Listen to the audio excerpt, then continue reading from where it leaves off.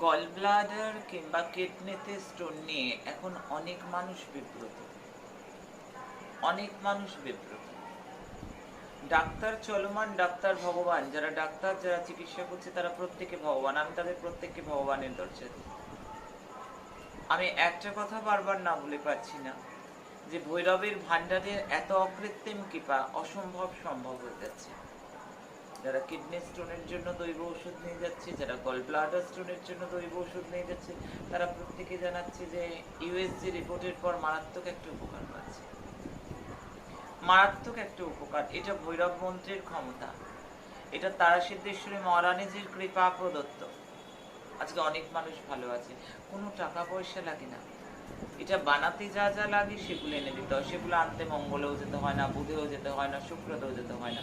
ঠিক বাড়ির পাশে বাজারে এগুলো অ্যাভেলেবেল। মানুষ যাতে ভালো থাকে। আমার লক্ষ্য মানুষকে, আমি তোমাদের পাতানো নয়, বানানো নয়, নিজের মা।